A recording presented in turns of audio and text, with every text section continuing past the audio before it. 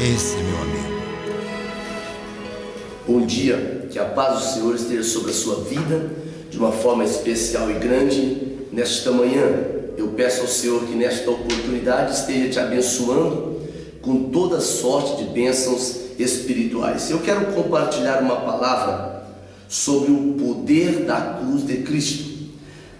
No livro que Paulo escreve a primeira carta aos Coríntios, capítulo 1, ele diz assim: certamente a palavra da cruz é loucura para os que se perdem, mas para nós que somos salvos é poder de Deus. O que faz uma mensagem ser poderosa ao ponto de alcançar o mais perdido, o mais perverso pecador, é a mensagem da cruz, a mensagem da salvação.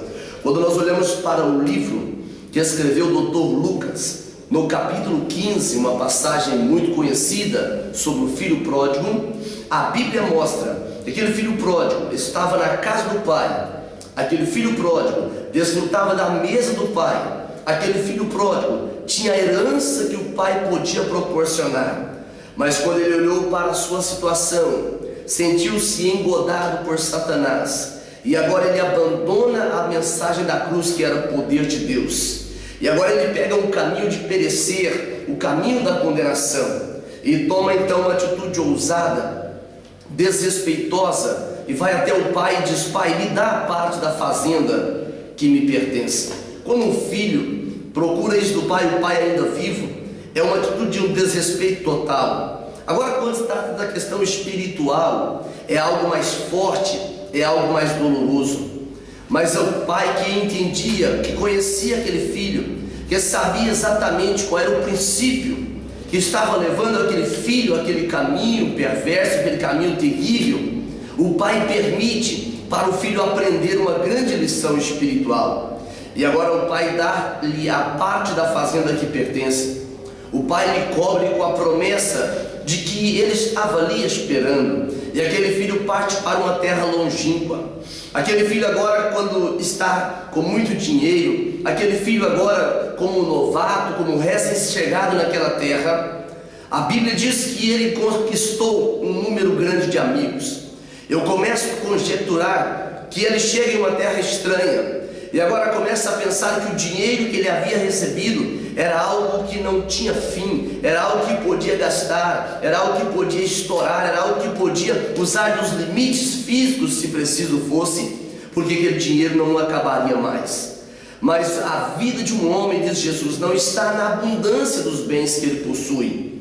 E a Bíblia diz que aconteceu algo naquela terra. Aquela terra começou a padecer de uma grande fome, começou a passar por uma crise, começou a passar por privações. E aquele moço então começa a ter dificuldades financeiras. Quando nós olhamos para a vida deste moço, muitas pessoas que abandonam o Senhor é porque conseguem transformar do seu recurso financeiro, do seu dinheiro, da sua posição, o seu Deus, o seu autossuficiente. E aquele moço agora, ele começa a ver as suas economias minguarem, ele começa a ver os seus relacionamentos falirem. E quando ele procura os homens, os amigos, as pessoas que haviam há alguns anos ou meses o recebido de braços abertos, agora ele não tinha mais o e-mail deles, ele não tinha mais o telefone deles, ele não tinha mais a oportunidade de ser atendido por eles, porque agora ele sentia-se abandonado. Ele havia abandonado essa mensagem da cruz, que era poder de Deus. Ele havia abandonado a casa do pai e agora encontrava em uma situação em que não tinha recurso financeiro. Ele encontrava em uma situação endividado, ao ponto de submeter-se a fazer um trabalho que jamais ele havia planejado para a sua vida. Mas quando ele chega naquele trabalho, ele vai cuidar de porcos. Para aquele conceito judaico era uma abominação terrível alguém cuidar de porcos. Significava, contextualizando com os dias odiernos de hoje, fazer ou trabalhar um serviço onde se suja com muita intensidade, um serviço onde nenhuma pessoa almejaria estar. E agora ele vai para ali e a situação é tão agravante que ele tem desejo agora de se alimentar com as bolotas, com o alimento, as alfarrobas que aqueles porcos alimentavam. Quando o homem entra por este caminho, como diz o apóstolo Paulo na carta aos Gálatas, No capítulo 5, o versículo 19 e 20, ele chama das obras da carne, vai se alimentando da prostituição, vai se alimentando do tabagismo, vai se alimentando das drogas, vai se alimentando de relacionamentos descomprometidos com a verdade da palavra do Senhor. E agora ele entra em um poço e pensando ter o controle da sua vida.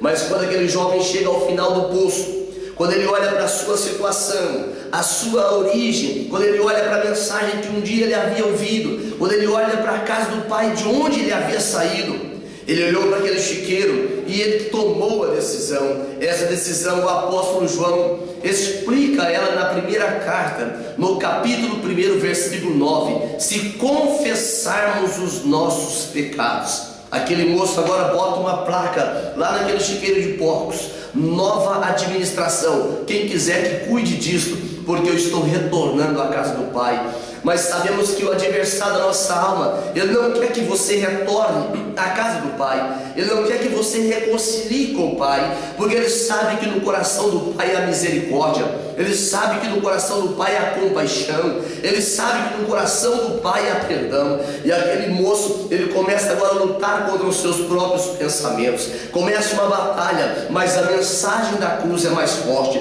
e ele começa a olhar: eu não tenho como exigir nada, eu não vou exigir nada, mas eu quero voltar à casa do Pai. Eu vou dizer: Pai, não precisa me considerar mais como filho, me faça como um dos jornaleiros. Quando as pessoas, quando olham para a sua situação lá no fundo do poço, em fundo de um chiqueiro de pecado, ele olha para si, e quando tem a graça de ver a mensagem da cruz, de lembrar daquilo que ouvia na igreja, dos hinos que ele cantava, das mensagens que ele pregava, dos folhetos que ele distribuía na evangelização, e agora aquele filho retorna e já está preparado espiritualmente, ele diz: eu vou pedir perdão para o meu pai. E naquela oportunidade, para a sua surpresa, não para a surpresa do pai, o pai estava esperando pelo mesmo caminho por onde ele havia partido. Nesta manhã de hoje, neste dia de hoje, que eu compartilho contigo ou consigo esse devocional, eu quero que você lembre que o Pai está te esperando no mesmo lugar que você caiu, no mesmo lugar que você falhou, no mesmo lugar que você parou. E a Bíblia diz que o Pai agora o abraçou, e ele diz: Pai, me faça como no jornal. Ele diz: não, meu filho, o seu lugar ainda está de pé, o seu lugar ainda está à disposição, porque a Bíblia diz que enquanto nós estivermos vivos, há esperança para nós. Quando nós olhamos para esta passagem, a Bíblia diz que o Pai agora, ele prepara uma grande festa. A Bíblia diz que agora o Pai manda pegar a melhor roupa. Sabe o que significa esta melhor roupa? É que o Pai agora insere na vida aquele filho que pecou, que acabou com tudo, que destruiu os dons que o Senhor havia concedido anteriormente. E a Bíblia diz que Deus dá a melhor roupa, Deus perdoa os pecados, Ele absolve aquelas faltas que você cometeu e coloca um carimbo lá assim: está liquidado, porque a mensagem da cruz é que Ele pagou um preço extraordinário pela minha e pela sua vida. Não contente com isso,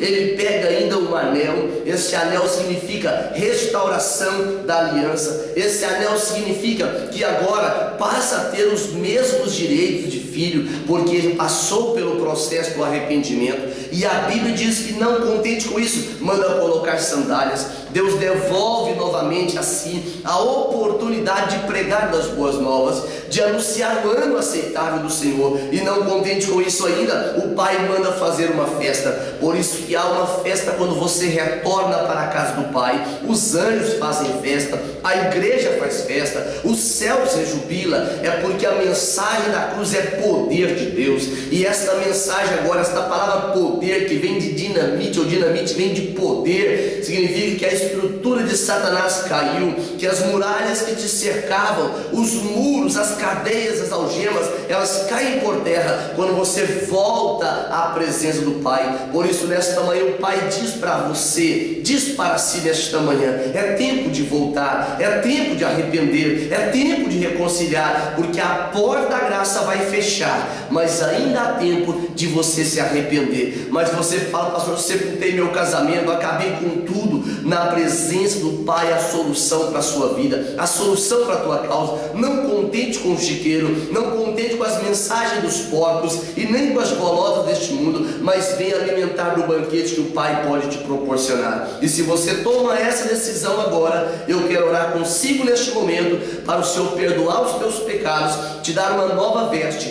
te dar um anel de aliança, calçar os seus pés na preparação do Evangelho da Paz e fazer uma festa neste dia ou nesta manhã para a sua vida. Oremos uma vez mais. Deus santo e maravilhoso, eu quero celebrar o teu nome uma vez mais nesta manhã, porque assim como esse filho pródigo, ele achou o endereço da casa do Pai. Esta pessoa que assiste esse vídeo nesta manhã, que muitas vezes procurou a casa do Pai, muitas vezes buscou forças, mas foi enlameado, mas afundou em meio charco de um chiqueiro de pecado. Eu te peço agora, Senhor, por misericórdia, entra nesta vida, entra neste coração, dá-lhe a condição de arrepender, porque o Espírito proporciona isso, e escreva novamente o livro, o nome no livro da vida. Eu te peço, Pai, abençoa de forma grande, em nome de Jesus. Que Deus te abençoe e te guarde. Até amanhã, em nome de Jesus.